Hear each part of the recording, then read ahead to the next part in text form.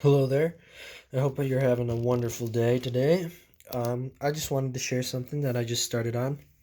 So this here is just a regular yellow bell pepper, but something interesting is that it has these little things growing off, and I should have left them on, but I got too excited and I cleaned it off before thinking I should shoot a video about this new thing I'm working on.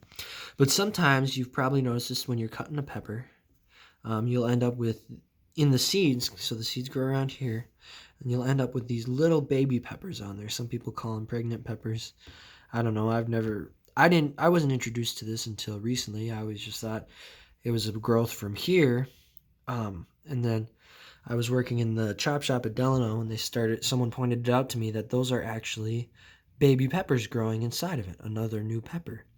And after doing some research, this was actually completely separate. I was just interested in seedless fruit, and I found out that these are actually from the seeds here, which I've collected.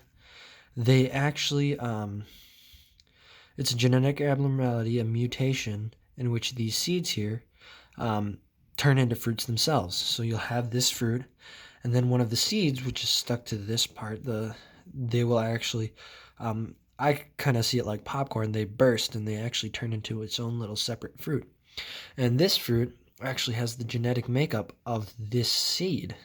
So how most plants work is the seed isn't actually the same as the parent plant.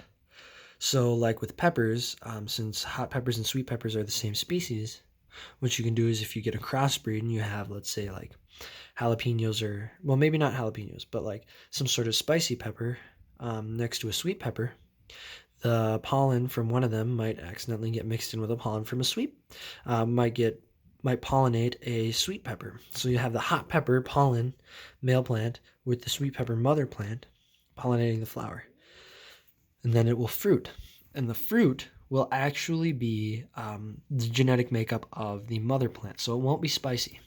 But then the seeds will have the genetic makeup of the mother and the father. So if you were to plant these, they would produce a fruit that is a hybrid between the mother and the father plant, and you might get a spicy bell pepper or a sweet hot pepper.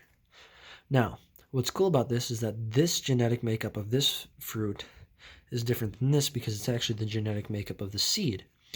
And since this had, especially this one, since it had two actually, where's that other one?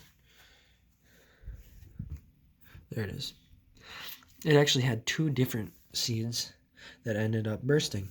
So it means is that these seeds have a high likelihood of creating a plant that will produce fruit that does the same thing.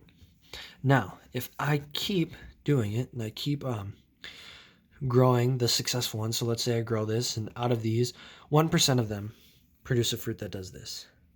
And then I take the seeds out of that fruit and I keep growing them. What might happen is eventually all of the seeds that I'm collecting will grow fruit like this. Then if I keep doing that, eventually maybe one of them will have such a mutation that the flower itself will do this, and it won't actually seed. It won't need to be it will be sterile, and it won't need to be fertilized. And then it would produce a seedless pepper.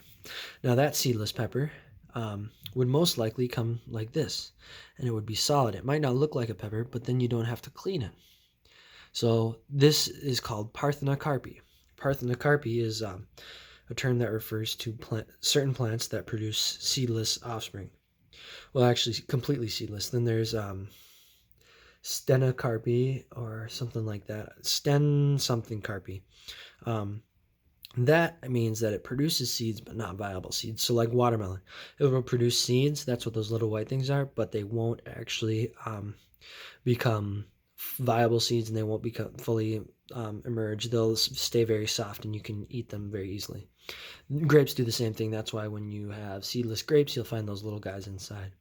Whereas there are others that are parthenocarpic, like your pineapples, your bananas. Actually, pineapples I don't think are considered parthenocarpic, because pineapples, what happens is they don't produce seeds because they need to be fertilized too, but they will still fruit. So you know what? It probably is parthenocarpy.